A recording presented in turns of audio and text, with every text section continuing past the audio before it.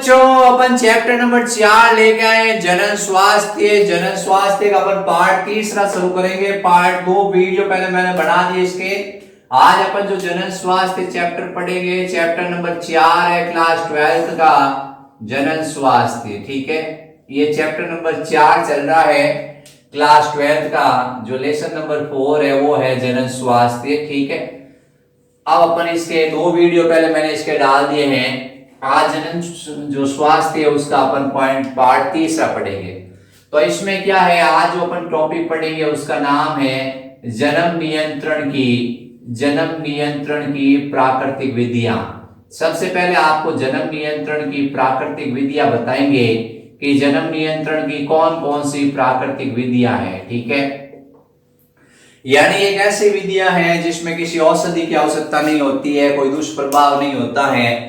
अपन सबसे पहले कह सकते हैं ये क्या है, ये एक ऐसी विधि है जिसमें किसी औषधि का उपयोग नहीं होता है। ठीक है, दूसरी विशेषता यह है कि ये क्या होती है, इसमें खर्च 0 है, यानी किसी प्रकार का खर्चा नहीं आता है। ठीक है, तीसरी विशेषता यह है कि ये क्या है, ये किसी प्रकार का इसमें दुष्प्रभाव नहीं होता है, किसी प्रकार का कोई दुष्प्रभाव नहीं होता है, इसलिए इसको बहुत अच्छी विधि मानी जाती है जन्म नियंत्रण की प्राकृतिक विधियां। ठीक है बच्चों, अब इसके अलावा अपन कहते हैं इसका मेन ये कि टारगेट है शुक्राणु व अंडाणु के संलयन को रोकना।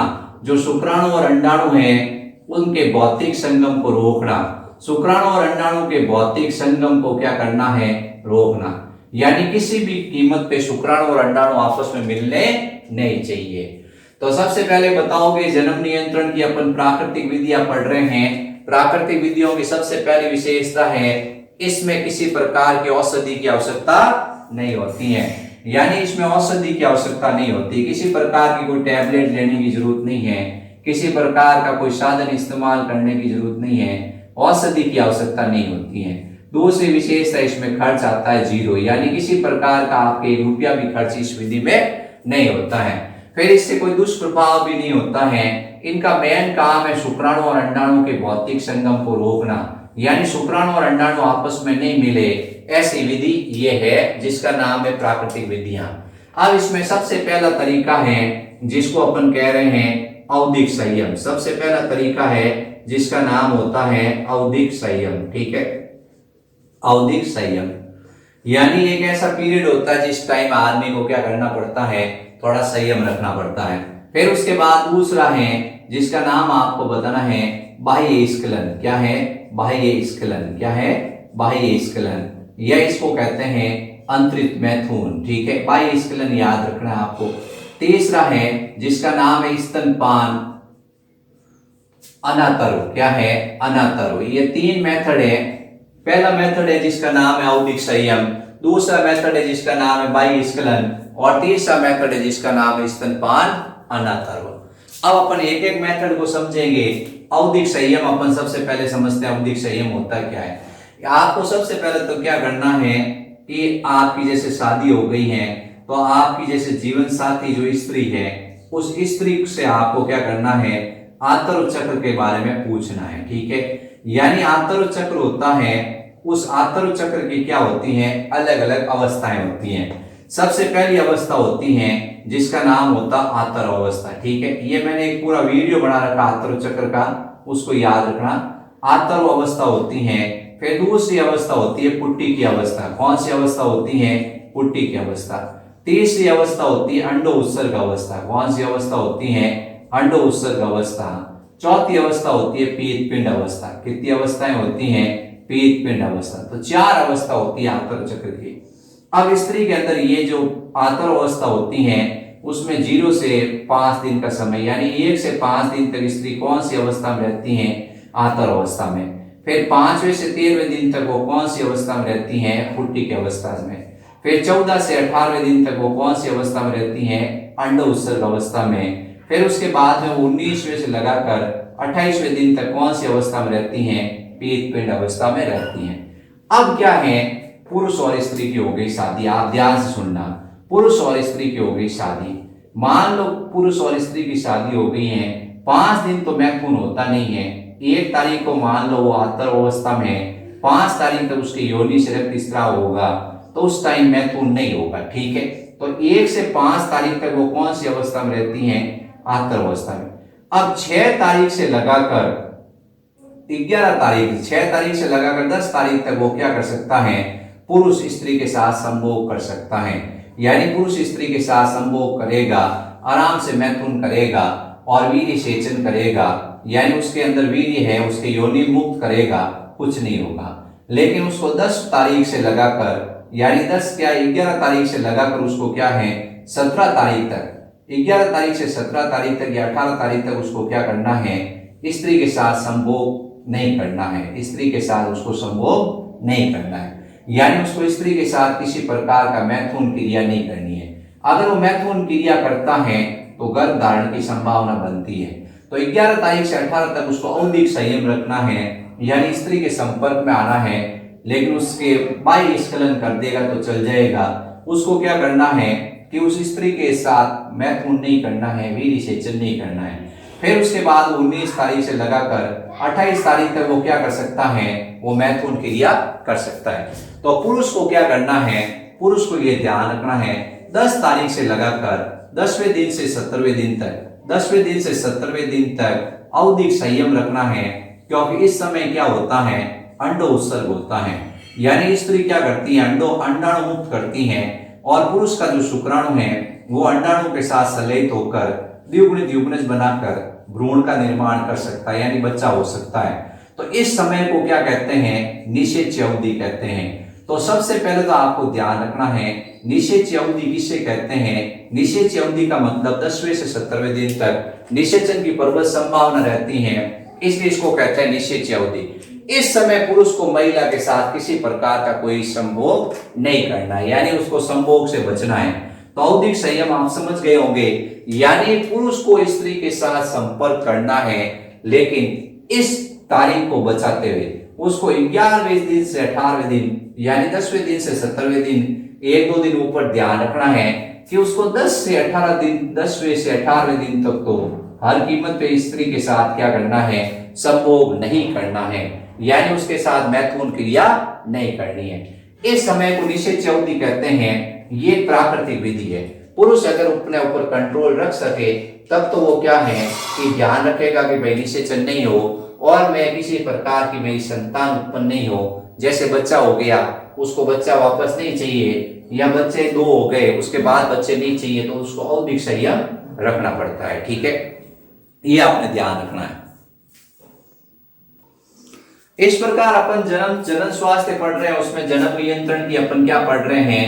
जन्म नियंत्रण की अपन प्राकृतिक विधियां पढ़ रहे हैं। बहुत ही अच्छी विधियां हैं बच्चों, जन्म नियंत्रण की प्राकृतिक विधियां। इसमें आपको चीज ध्यान रखनी है कि जन्म नियंत्रण है उसकी प्राकृतिक विधियां क्या होती हैं।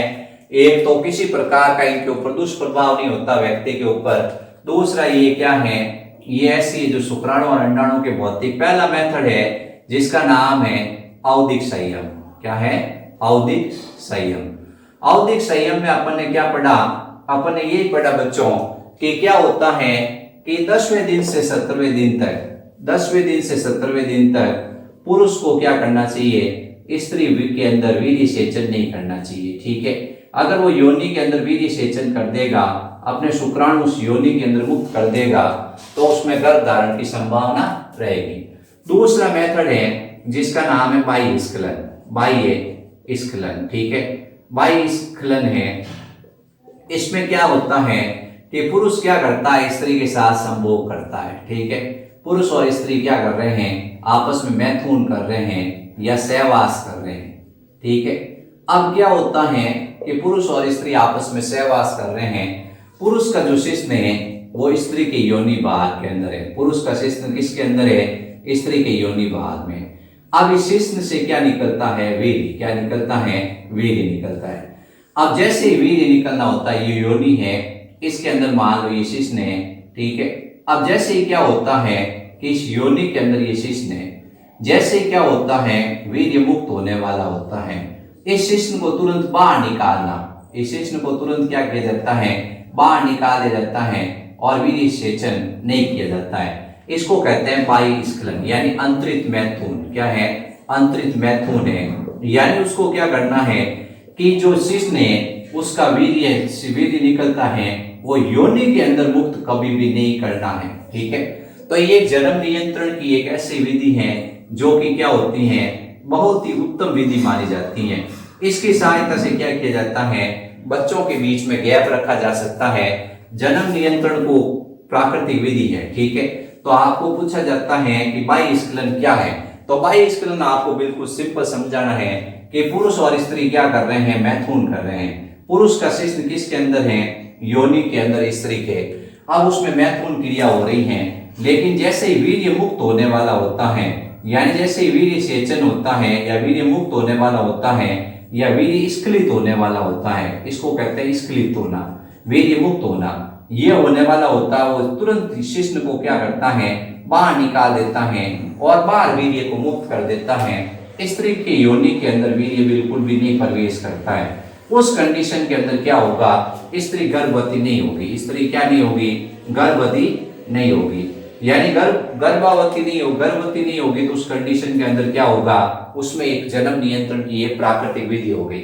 अब तीसरी होती है जिसका नाम आपको बताना है, तीसरी विधि है जिसको अपन कहते हैं स्तनपान। क्या है, स्तनपान, अनातरण। ये एक ऐसी मेथड है बच्चों जिसमें ये माना जाता है कि अगर जैसे संतान उत्पन्न हो गई, क्या उत्पन्न हो गई, अगर संतान उत्पन्न हो गई है किसी स्त्री के अंदर, जैसे बच्चा पैदा हो गया, अब उस बच्चे को वो स्त्री क्या करती है, स्तनपान कराती है, उस बच्चे को अपना दूध पिलाती है। ठीक है, नेचुरल सी बात है, बच्चा होगा तो स्त्री क्या करेगी, उस बच्चे को दूध पिलाएगी। अब वो क्या होता है, बच्चे को एक चीज ध्यान रखनी, ऊपर का दूध नहीं पिलाना है, किसी प्रकार से बाजार का दूध या गाय भैंस का दूध नहीं पिलाना है। बच्चे को क्या करना है, सिर्फ स्त्री अपना ही दूध पिलाए। अब इस कंडीशन के अंदर जो स्त्री होगी, उस स्त्री में क्या होगा, आंतरिक चक्र प्रारंभ नहीं होगा। उस जब तक वो दूध स्तनपान करेगी तब तक उसमें आंतरिक चक्र प्रारंभ नहीं होगा और अंडोत्सर्ग नहीं होगा। ठीक है, अब जैसे क्या हो गया, बच्चा हो गया, 2 महीने बाद पुरुष और स्त्री आपस में वो करेंगे तो उनके बच्चा नहीं होगा। क्यों नहीं होगा, क्योंकि स्त्री में आंतरिक चक्र प्रारंभ नहीं हुआ है और स्त्री में अंडोत्सर्ग नहीं हुआ है। जब तक स्त्री में आंतरिक चक्र प्रारंभ नहीं होगा, अंडोत्सर्ग नहीं होगा, तब तक स्त्री गर्भवती नहीं होगी। तो एक ये ध्यान रखा जाता है कि जैसे स्त्री के बच्चा पैदा हो गया तो स्त्री लगातार उसको स्तनपान कराए 4 से 6 माह तक। कितने माह तक, 4 से 6 माह तक, तो उसमें गर्भवती होने की संभावना 0% होती है, यानी वो गर्भवती नहीं होगी। ठीक है, वो गर्भवती नहीं होगी। अब 4 से 6 महीने के बाद में क्या है, उसके गर्भवती होने की संभावना बन जाती है। तो ये मेथड सिर्फ 4 से 6 महीने तक ही कार्य करे मेरे प्यारे बच्चों। ठीक है, तो अपन ने जन्म नियंत्रण की तीनों विधियां पढ़ी हैं, इनके असफल होने की संभावना सबसे अधिक है। ठीक है, ये ऐसी विधियां हैं जो कि असफल हो सकती हैं, यानी कभी भी इनके ऊपर भरोसा नहीं किया जा सकता है। औधिक संयम है। अब कभी कभी व्यक्ति क्या होता है कि इस टाइम को भूल जाता है और मैथुन कर लेता है, तो तुरंत क्या होती है, खुशखबरी आ जाती है, गर्भवती हो जाती है स्त्री। तो ये क्या होता है, तारीखों मिसमैच हो जाता है। बाह्यस्खलन में क्या होता है कि वीर्य कभी कभी अंदर मुक्त हो जाता है, तो उस कंडीशन के अंदर वो तुरंत क्या हो जाती है, गर्भवती।